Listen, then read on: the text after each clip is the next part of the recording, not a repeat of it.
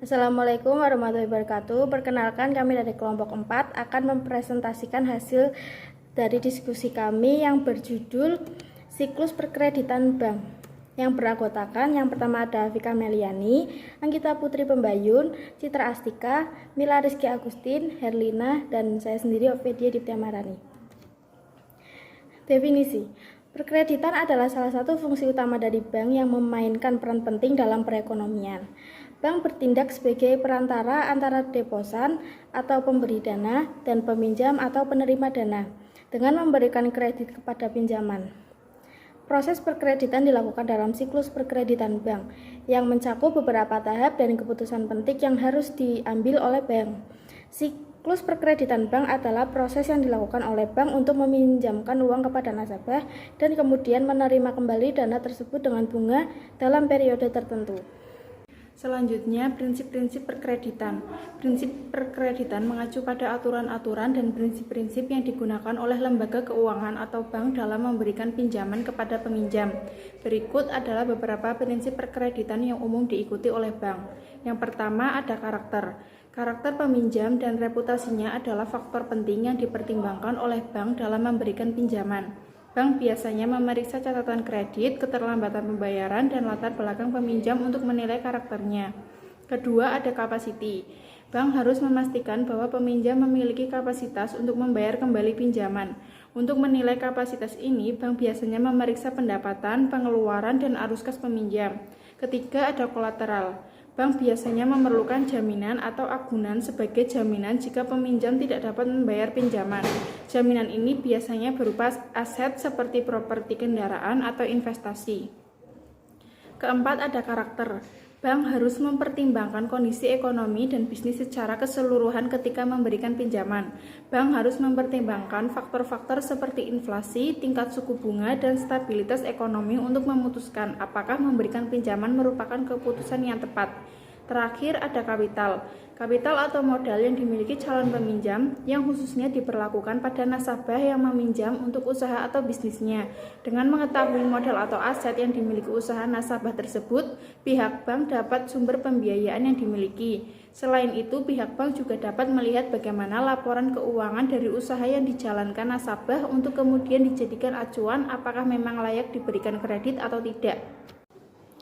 Aspek penilaian kredit. Yang pertama ada aspek yuridis atau hukum. Penilaian aspek hukum adalah penilaian yang bertujuan mengetahui legalitas badan usaha serta izin-izin yang dimiliki perusahaan yang mengajukan kredit. Penilaian dimulai dengan meneliti keabsahan dan kesempurnaan akte pendirian perusahaan sehingga dapat diketahui siapa-siapa pemiliknya dan besarnya modal masing-masing pemilik. Yang kedua ada aspek pasar dan pemasaran. Dalam aspek ini yang dinilai adalah besar kecilnya permintaan terhadap produk yang dihasilkan sekarang ini dan di masa yang akan datang, sehingga diketahui prospek pemasaran produk tersebut. Yang ketiga ada aspek keuangan. Aspek yang dinilai adalah sumber-sumber dana yang dimiliki untuk membiayai usahanya dan bagaimana penggunaan dana tersebut. Di samping itu, hendaknya dibuatkan cash flow keuangan perusahaan. Dari cash flow ini akan terlihat pendapatan dan biaya-biaya sehingga dapat dinilai layak atau tidak usaha tersebut, termasuk keuntungan yang diharapkan. Yang keempat, ada aspek teknis atau operasi, merupakan aspek yang membahas masalah yang berkaitan dengan produksi, lokasi dan layout seperti kapasitas mesin yang digunakan. Masalah lokasi usaha seperti kantor pusat, cabang, atau perundangan. Demikian pula dengan masalah layout mesin, termasuk jenis mesin dan teknologi yang digunakan. Yang kelima ada aspek manajemen. Aspek ini digunakan untuk menilai struktur organisasi perusahaan, sumber daya manusia yang dimiliki, serta latar belakang pendidikan dan pengalaman sumber daya manusianya. Kemudian yang keenam ada aspek ekonomi sosial. Aspek ekonomi sosial adalah menganalisis dampaknya yang ditimbulkan akibat adanya proyek terhadap perekonomian masyarakat dan sosial masyarakat secara umum. Yang ketujuh ada aspek analisis mengenai dampak lingkungan atau AMDAL. AMDAL terhadap lingkungan baik darat, air, udara termasuk kesehatan manusia apabila proyek tersebut dijalankan. Analisis ini dilakukan secara mendalam sebelum kredit tersebut disalurkan, sehingga proyek yang dibiayai tidak akan mengalami pencemaran lingkungan di sekitarnya. Persetujuan kredit. Nama dari laporan analisis kredit bermacam-macam, tergantung pada sistem dan prosedur yang dimiliki bank, antara lain sebagai berikut. Yang pertama, laporan analisis kredit. Yang kedua, laporan analisis permohonan kredit. Ketiga, laporan rekomendasi kredit. Keempat, appraisal studi. Dan kelima, laporan studi kelayakan proyek. Perjanjian kredit. Perjanjian kredit dipersiapkan oleh seorang notaris publik yang ditunjuk bank atau dipilih oleh calon nasabah atau kesepakatan. Secara umum, isi perjanjian kredit yang dibuat oleh notaris publik berdasarkan masukan dari publik bank adalah sebagai berikut. Yang pertama ada pihak pembagi kredit, pihak penerima kredit, besarnya biaya proyek, besarnya kredit yang akan diberikan, ada tingkat bunga kredit, kemudian biaya-biaya yang harus dibayar, lalu jangka waktu pengembalian kredit, ada jadwal pembayaran angsuran kredit dan pembayaran bunga kredit, selanjutnya jaminan kredit, syarat-syarat yang harus dipenuhi sebelum kredit dicairkan, selanjutnya kemudian kewajiban-kewajiban yang harus dilakukan nasabah selama kredit belum dilunasi, dan terakhir hak-hak yang dimiliki bank selama kredit belum dilunasi. Pencairan kredit. Persyaratan untuk pencairan kredit tersebut umumnya meliputi hal-hal sebagai berikut. Yang pertama, perjanjian kredit sudah ditandatangani. Yang kedua, penarikan kredit sudah sesuai dengan kebutuhan proyek. Ketiga, penarikan kredit sudah sesuai dengan jadwal pembangunan proyek. Keempat, permohonan pencairan kredit didukung oleh dokumen-dokumen yang sesuai dengan pencairan kredit. Dan terakhir, besarnya kredit harus sesuai dengan perbandingan yang disepakati.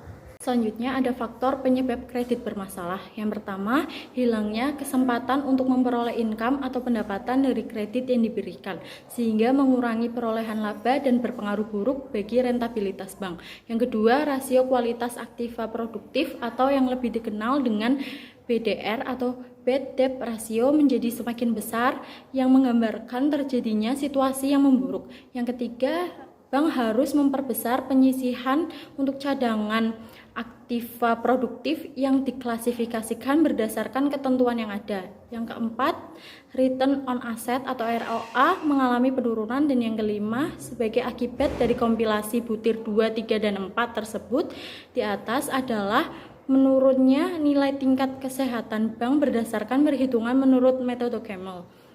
Selanjutnya ada penyelamatan kredit. Yang pertama, rescheduling, penjadwalan kembali sebagian atau seluruh kewajiban debitur. Misalnya angsuran pokok pinjaman atau pokok kredit yang semula dijadwalkan selesai dalam jangka waktu 4 tahun, diubah jadwalnya sedemikian rupa sehingga pelunasan kredit akan memakan waktu 5 tahun.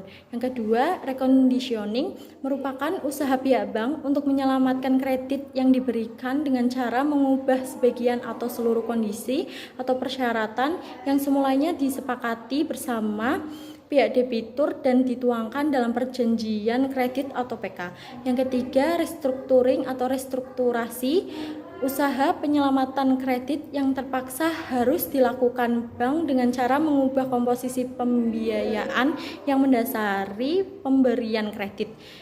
Dan yang keempat ada eksekusi. Jika semua usaha penyelamatan seperti diuraikan di atas sudah dicoba namun masih juga tidak mampu memenuhi kewajiban terhadap bank, maka jalan terakhir bank adalah bank melakukan eksekusi melalui berbagai cara, antara lain yang pertama menyerahkan kewajiban kepada BUPN atau Badan Urusan Piutang Negara, dan yang kedua menyerahkan perkara ke pengadilan negara atau perkara perdata. Selanjutnya ada pengawasan kredit. Yang pertama, perjanjian kredit sudah ditandatanganin. Yang kedua, penarikan kredit sudah sesuai dengan jadwal pembangunan proyek. Yang ketiga, penarikan kredit sudah sesuai dengan kebutuhan proyek. Yang keempat, permohonan pencarian kredit didukung oleh dokumen-dokumen yang sesuai dengan pencairan kredit. Yang kelima, besarnya kredit harus sesuai dengan perbandingan yang disepakati. Selanjutnya ada kredit bermasalah. Kategori kolektibilitas kredit yang dibuat Bank Indonesia sebagai berikut. 1. Kredit lancar adalah kredit yang tidak mengalami penundaan pengembalian pokok pinjaman dan pembayaran bunga. Yang kedua, kredit kurang lancar adalah kredit yang pengembalian pokok pinjaman dan pembayaran bunganya telah mengalami penundaan selama 3 bulan dari waktu yang diperjanjikan. Yang ketiga, kredit diragukan adalah kredit yang pengembalian pokok pinjaman dan pembayaran bunganya telah mengalami penundaan selama 6 bulan atau 2 kali dari waktu yang diperjanjikan. Yang keempat, kredit macet adalah kredit yang pengembalian pokok pinjaman dan pembayaran bunganya telah mengalami penundaan lebih dari 1 tahun sejak jatuh tempo menurut jadwal yang telah diperjanjikan. Sekian presentasi dari kami. Wassalamualaikum warahmatullahi wabarakatuh.